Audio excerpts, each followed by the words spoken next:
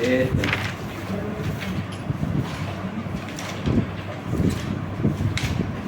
El aparato lagrimal parece nada, uno cree nomás que cuando uno está con bronca y llora, o alegría y llora. El aparato lagrimal, si no hubiese lágrimas, no existieran ojos. Entonces es muy importante saber cómo es y para qué sirve también. El aparato lagrimal tiene dos partes, lo dijimos en anatomía, ¿no? La parte secretora, la porción secretora y la porción excretora. La porción secretora está formada por la glándula lagrimal principal y las glándulas lagrimales accesorias de Krauss y Wolfring. Eso en lo referente a la parte líquida de la lágrima. Y la glándula lagrimal principal está localizada en el techo de la órbita, en la fosa lagrimal, en la porción, la parte temporal del techo de la órbita. Y las glándulas lagrimales accesorias están en la conjuntiva tarsal.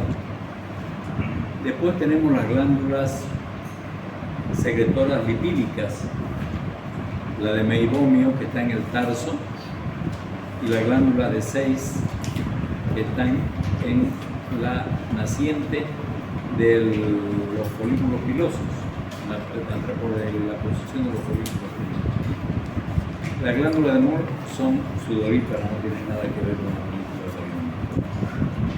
Entonces la glándula lagrimal principal tiene dos partes, una porción orbitaria y una porción palpebral, que está dividida, como ven ustedes, por una metamería, que es parte del elevador del párpado superior, y que al contraerse para elevar el párpado en cada pestañeada, en cada parpadeo, ordeña, exprime la porción palpebral de la glándula lagrimal principal, y a través de los canalículos que van a dar al fondo del saco conjuntival superior temporal, derrama las lágrimas, y con el parpadeo se distribuyen las lágrimas en toda la superficie ocular, llevando los nutrientes para que la córnea mantenga su transparencia, su nutrición, y toda la superficie ocular tenga la lubricación adecuada. Las accesorias, por supuesto, también tienen fines diferentes. La glándula lagrimal principal, cuando ustedes tienen una irritación ocular, va a formar más cantidad de lágrimas, más secreción lagrimal por el mismo parpadeo. Y las accesorias, sin embargo, van a formar más lágrimas de acuerdo a alteraciones patológicas de la superficie. La porción secretora también, entre la porción secretora, que aunque aquí no está dicho, en la porción secretora están las glándulas lipídicas, que acabamos de decir, ¿no es cierto? La de Meibomio y la de Seyss, que están en el párpado. La porción excretora empieza en los puntos lagrimales. Una vez que la lágrima ha lubricado y ha nutrido la superficie ocular, se forma el lago lagrimal, que está aquí en la carúncula lagrimal del residuo lagrimal. Y a través de los puntos lagrimales se drena el residuo lagrimal y va a lubricar la parte interna inferior de la nariz, donde está el cornete inferior, que va por los puntos lagrimales, a los canalículos lagrimales, al canal lagrimal, al saco lagrimal, y va hasta la válvula de Astner. Entonces sería la lógica de la caída de lágrimas, la fisiología. Baja por de la glándula lagrimal principal, con el parpadeo lubrica la superficie, forma el lago lagrimal, y por los canalículos lagrimales pasa la lágrima por los puntos lagrimales. El 80% de la lágrima residual drena a través del punto lagrimal inferior y el 20% a través del punto lagrimal superior. Por lo tanto, cuando vean traumas de las vías lagrimales excretoras, si hay una sección del canalículo inferior, es obligatorio aplicarlo. Se coloca ya lo vamos a ver, se coloca un stent aquí, un tubo que vienen ya hechos, unos tubos plásticos, ¿no? Para colocar en el tubo lagrimal, en el canalículo lagrimal y reponerlo. Entonces aquí está la vía excretora, por la lubricación, por el pasaje de aire crea un vacío, por la gravedad cae la lágrima y por el sistema canalicular se absorbe hacia el saco lagrimal. El saco lagrimal está el tendón cantal medial de los párpados, envuelve el saco lagrimal en su parte profunda en dos fascículos, uno anterior y uno posterior, que también con el parpadeo exprime el saco lagrimal y hace que la lágrima drene hacia abajo. Esto por capilaridad de los canalículos, por aspiración del saco y por aspiración que ejerce la corriente aérea que va por la capa de nariz. Esa es la forma. Los componentes de la lágrima son agua, sales minerales, proteínas y lisocimas. No van a decir ustedes después que el saco lagrimal o que la glándula lagrimal está en la parte nasal del ojo. La gente dice, aquí estoy mal de mi lagrimal, la glándula lagrimal acá. Y tiene la película lagrimal tres componentes, tres láminas. La profunda, que es mucina, que protege contra las infecciones, la acuosa, que es la mayor parte de la película lagrimal, y la lipídica o aceitosa, que está en la superficie, que es la parte que se forma en la glándula de 6 y de mejillones. En las 24 horas se forman alrededor de 20 a 24 gotas de lágrima, ya lo saben, en cada hora. Entonces, esta sería la película lagrimal. Aquí está el epitelio y aquí está la película, la porción lipídica. La porción lipídica cumple también la finalidad de evitar la evaporación de la expartición acuosa de la lágrima. Entonces, al estar aceite, que se forma esto en la glándula de meigomio, la porción más externa de la lágrima es aceite, entonces se evapora menos la porción acuosa de la lágrima que se forma en la glándula principal lagrimal, Krauss y Wolfram.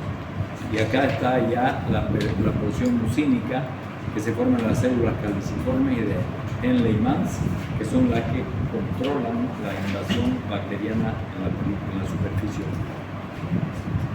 Ya saben que el lagrimeo es el aumento de la secreción lagrimal en la glándula y epífora es el derrame de lágrima a causa de la obstrucción o alteración en la vía lagrimal excretora. Para explorar las vías lagrimales es suficiente con instilar un colirio con colorante como la fluoresceína, que es lo más fácil de acceder, y se observa en la nariz, en la salida del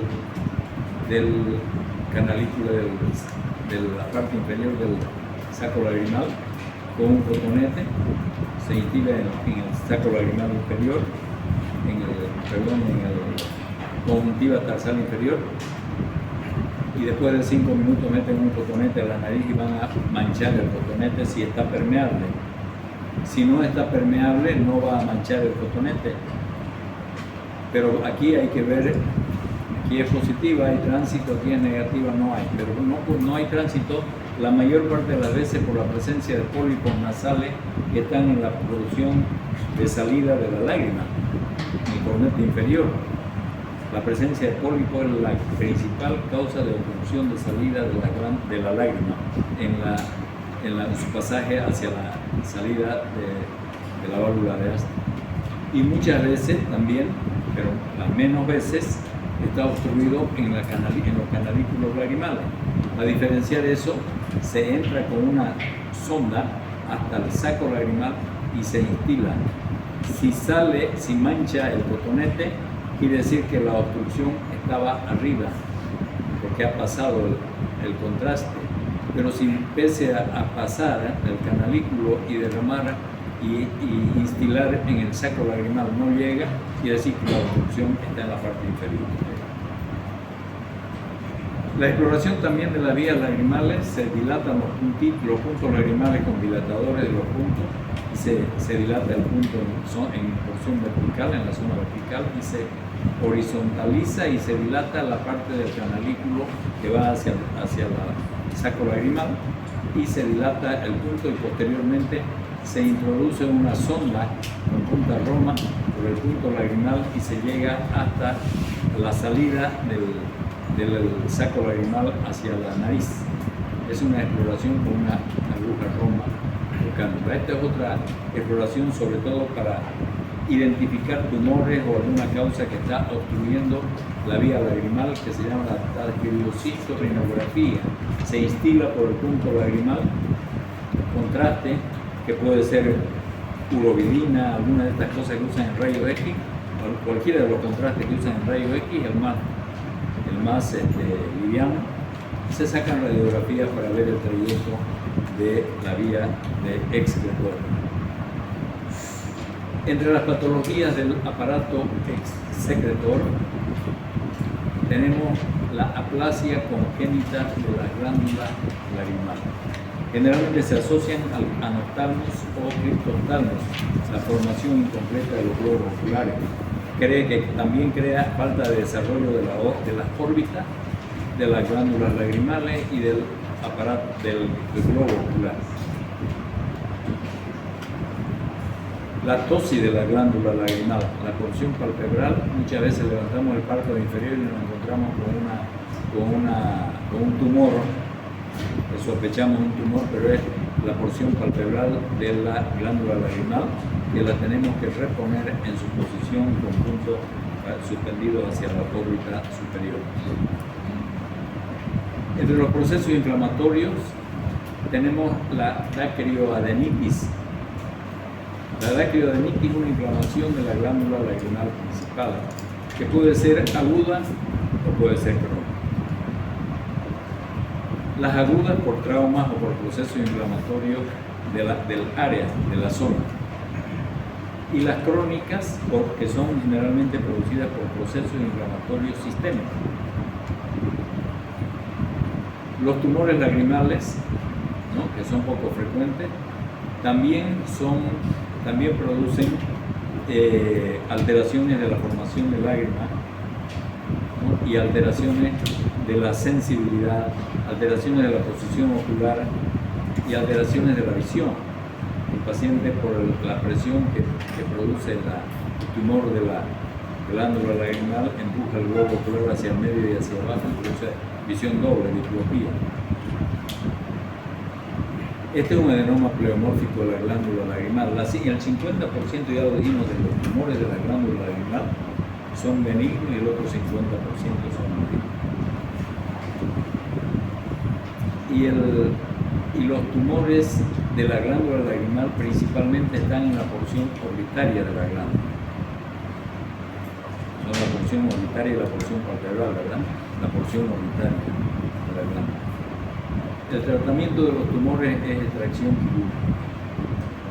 Entonces, el síndrome de Mikulicz es un proceso inflamatorio que involucra las glándulas lagrimales y salivales, con atrofia de la porción secretora y hipertrofia de la porción estromal de la glándula.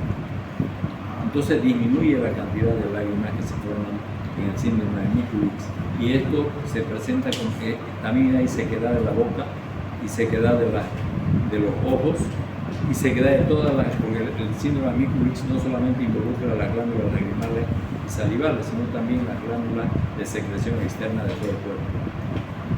Entonces esto se presenta como complicación de una sarcoidosis, de linfoma o de leucemias. Entonces, cuando ven un síndrome de Mikulicz o un síndrome inflamatorio de la glándula lagrimal principal, hay que sospechar esto. La queratoconjuntivitis sí que es una patología muy frecuente del sistema lagrimal, que consiste en la disminución de la formación de lágrimas. El diagnóstico se hace principalmente con el test de Schirmer, que es un papel filtro que está graduado de a 5 milímetros, se dobla las puntas y se lo aplica atrás del párpado inferior, previa anestesia tópica. 5 minutos después se pone el papel cuando los ojos no están llorosos, porque si no es falso el resultado. Se deja 5 minutos y se mide cuántos milímetros ha mojado del papel filtro que se aplica en la glándula, en el párpado, perdón. Y cuando es mínimo 15 estamos dentro de lo normal, pero si es menos de 15 ya sospechamos de queratoconjuntivitis zika. Hay también en la queratoconjuntivitis zika tenemos las erosiones corneales como esta, erosiones epiteliales de la córnea, y la formación de filamentos epiteliales en la córnea y en la conjuntiva. El síndrome de ruptura, el test de ruptura lagrimal también es otra manera de diagnosticar la queratoconjuntivitis zika. Y consiste en aplicar fluoresceína, hacer parpadear al paciente y dejarlo visualizando con luz azul, como acá, visualizando la superficie anterior de la córnea, en cuántos segundos se rompe la película lagrimal. Normalmente debería ser que debe romperse a más de 10 segundos de tiempo. El tratamiento de la conjuntivitis zika, el primer tratamiento es lágrima artificial. La mayoría de la gente que tiene queratoconjuntivitis zika son formas leves. Se presenta en el 30 a 40%. Hay varias de acuerdo al texto, y dicen varios porcentajes, pero está el 30 al 40% de las mujeres, sobre todo por los ciclos hormonales, tiene algún rasgo de disminución de la formación lagrimal. Sobre todo las personas que trabajan en aire acondicionado y en ambiente cerrado. Y de cada 10 mujeres, un hombre. En eso ganamos, tuvimos suerte. El tratamiento, van a ver ustedes cuando están trabajando la gente en oficinas, normalmente tienen su frasquito de lágrimas, porque generalmente se secan, entonces la gente usa, y eso la mayor parte de las veces es un comienzo del síndrome de este síndrome de la queratoconjuntivitis zika, que produce al trastorno visual también. El tratamiento, aparte de las lágrimas como primera medida, es obliterar los puntos lagrimales, ocluirlos, ya sea con cauterización, con diatermia, con láser, hay una montonera de maneras, incluso con cianoacrilato. Conocen la gotita, ¿no? Eso. Se seca, esta parte se la seca con una torundita y se le pone un poco de cianoacrilato a la gotita y queda ocluido por un buen tiempo. No le van a derramar acá porque van a producir epitelismo. Y hay también tapones que vienen fabricados para colocarlo en el punto lagrimal con aperturas de acuerdo al porcentaje de disminución de la formación de lágrimas, como es. Vienen con sus aplicadores y se ponen en el punto lagrimal. Entonces, hay una variedad de tratamientos. Actualmente incluso hay unos tipos de láser para tratar la queratoconjuntivitis zika y estimular la producción de lágrimas. Generalmente la alteración, la queratoconjuntivitis zika, se producen más por disminución de la porción lipídica de la película lagrimal, que hace que la lágrima se evapore en mayor porcentaje y entonces se produce la secadora. Entre las patologías del aparato excretor de lágrima tenemos la ausencia de los puntos lagrimales, la anomalía de posición, puede estar atrás del párpado en la parte anterior, o también puntos lagrimales supernumerarios. Alteración de los canalículos, obstrucciones de los canalículos desde el nacimiento o por la presión de la queriolita que se localizan en el canalículo lagrimal. Y el conducto lagrimonasal por obstrucción, la criocititis del recién nacido y la criocititis también crónica del adulto. Aquí tenemos puntos supernumerarios, ¿no? Aquí hay una fístula lagrimal, este es el punto lagrimal y aquí la fístula. En este caso el tratamiento es obstruir quirúrgicamente la fístula, porque si no van a llorar por dos puntos. Aquí van a drenar lágrimas, va a entrar la lágrima por el punto y sale por por la fístula. Esta es la obstrucción de los recién nacidos, que es muy frecuente. La daquiliocistitis del recién nacido, o obstrucción lagrimal, se presenta con mayor frecuencia en los recién nacidos por cesárea. Porque hay ahorita vamos a ver cómo se forma el saco lagrimal, o el canal lagrimal principal. Se forma a partir de dos mamelones, uno conjuntival de la parte superior del saco lagrimal y otro inferior que va a partir de la conjuntiva nasal. Y en el momento del nacimiento tienen una película que se abre en el momento del nacimiento por el esfuerzo del parto y comienza a circular normalmente la lágrima acá. Pero cuando nacen por cesárea no hay el esfuerzo del parto y la mayoría de los niños, o muchos de los niños, hacen daquiliocistitis, obstrucciones como obstrucciones lagrimales que forman tumoraciones inflamatorias en el saco lagrimal. El tratamiento de la daquiliocistitis del recién nacido es masajes, principalmente masajes sobre el saco lagrimal, para que por la presión del saco con el dedo de la mamá y sin uña, cortada la uñita, hagan que la parte superior elimine el contenido hacia los puntos lagrimales y la parte inferior trate de romper la malla que está dividiendo el saco lagrimal hacia la nariz. Se hacen movimientos rotativos sobre el saco lagrimal por detrás de la órbita del hueso unitario inferior para tratar de desobstruir. Solo con masaje la mayor parte de los niños responden bien. Algunas veces es necesario otro tratamiento como el sondaje lagrimal o la utilización de instiladores dilatadores del saco lagrimal. Esto es una canalización del saco lagrimal que máximo se debe realizar en niños de 2 años, después no funciona, porque hay un lavado del saco lagrimal. Cuando no se puede desobstruir el saco lagrimal y tiene la inflamación purulenta que es notoria desde afuera, hay que hacer una punción y aspirar el contenido del saco lagrimal y mandar a patología para hacer el tratamiento adecuado. Ahí dar antibióticos por vía oral, si es posible en los niños, y tratar con masaje y sondaje para desobstruir. La daquiliocistitis crónica generalmente son rehabilitadas cada vez. El paciente viejo que tiene una daquiliocistitis aprende a masajearse y a desobstruirse. Y estas se forman generalmente por la presencia de daquiliolitos piedritas dentro de la película, de la lágrima que está en el saco lagrimal. Los síntomas son lagrimeo y tumoración en la zona del saco lagrimal. El tratamiento, una vez que no se puede tratar por la parte de manera clínica o con masaje y dilataciones de los puntos lagrimales, la daquiliocistitis obstructiva, se realiza la daquiliocisto-rinostomía, que es elaborar un nuevo orificio lagrimal entre el saco lagrimal y la conjuntiva la mucosa nasal, dejando una guía de silicona anudada en la nariz que se la deja por 2 meses, pasa por los puntos lagrimales, pasa al saco lagrimal y de aquí por el orificio que hemos fabricado pasa hasta el corneto inferior, se lo deja anudado y se lo quita después de 2 meses. Y de nuevo se fabrica un nuevo canalículo lagrimal. Esto es una daquiliocistitis aguda, ¿no? O reagudizada, porque esta no es tan bebé, ya tiene historia larga, ¿no? Entonces son reagudizaciones del proceso inflamatorio crónico en realidad de la daquiliocistitis.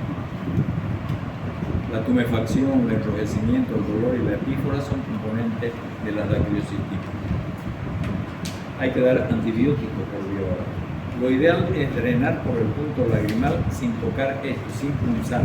Pero cuando no se puede hay que hacer punción y vaciar el saco y después se hace una entrada por el punto lagrimal y se hace el lavado del saco lagrimal con antibiótico y posteriormente con masaje para que vaya pasando, con antibióticos por vía oral también, para que pase el proceso infeccioso, porque hay un proceso infeccioso agregado en la obstrucción. Se usan antibióticos y antiinflamatorios. Entonces el tratamiento, la dacriocistosrinostomía es cuando fracasan los tratamientos no invasivos. La dacriocititis reagudizada, no aguda, en este caso son crónicas reagudizadas. Esto es una dacriocititis, un absceso de la glándula del saco lagrimal.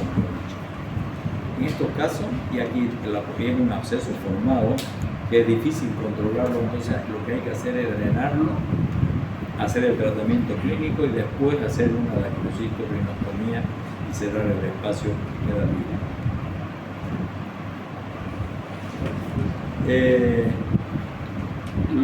Las vías excretoras pueden interrumpirse por los traumas en el párpado. En este caso, el párpado está con una sección total del punto del canalículo lagrimal. Aquí está el punto lagrimal, está seccionado el canalículo. Entonces el tratamiento es reconstrucción quirúrgica del canalículo lagrimal, ¿no? Siempre hay que tratar de hacerlo lo antes posible, porque si se pierde el punto de continuidad es difícil encontrarlo. En este caso, una espaceración de la piel y toda la zona de los puntos lagrimales hay que rehacer la vía lagrimal excretora en ese caso.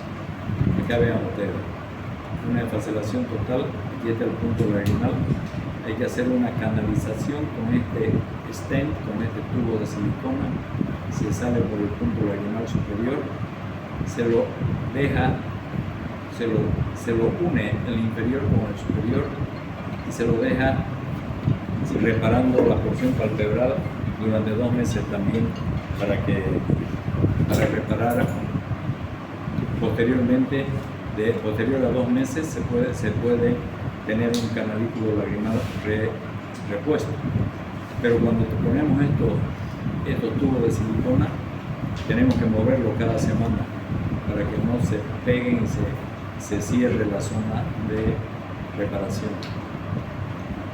Estos son los tumores de la vía lagrimal, generalmente empiezan en la piel, los principales son el saco lagrimal y son adenocarcinomas del saco lagrimal. Son rarísimos, pero su localización el saco lagrimal y el tratamiento de extirpación quirúrgica y tratamiento con el oncólogo.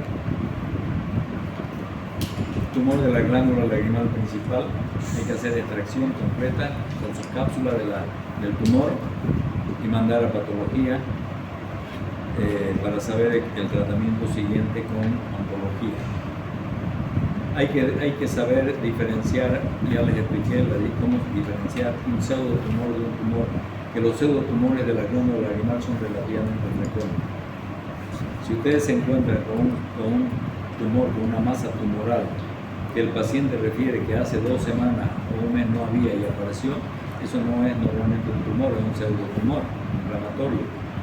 Entonces el siguiente paso es dar corticoides, ¿no? Prednisona, durante 1 semana. Si al cabo de 1 semana disminuye o desaparece, era un pseudotumor.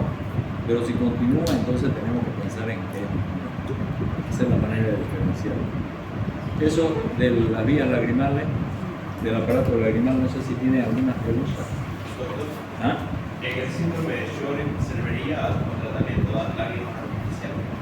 El síndrome de Sjögren es una enfermedad sistémica que se produce por enfermedades del colágeno. Entonces no cede con lágrimas. Lo que hacen las lágrimas artificiales es ayudar en la lubricación. Incluso se usa el suero autólogo. Se saca suero del mismo paciente en laboratorio, ¿no? Se saca la parte sólida, se deja solamente el suero de la sangre y se mezcla con las lágrimas artificiales a porcentaje indicado de acuerdo a cada caso, para ayudarle al paciente a mejorar la lubricación solamente. Pero el síndrome de Sjögren tiene que ser tratado principalmente con el reumatólogo, es un problema reumatológico, es una enfermedad del colágeno. Se puede confundir con el síndrome de Mikulicz. Mikulicz, claro, se puede confundir, pero no tiene la inflamación de la glándula lagrimal principal.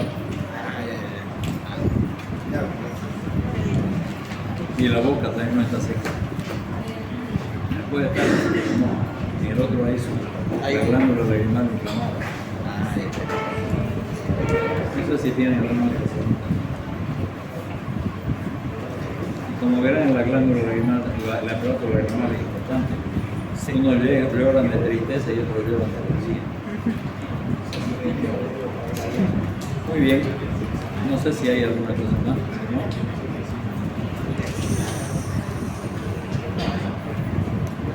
Bien, joven. Tema corto, pero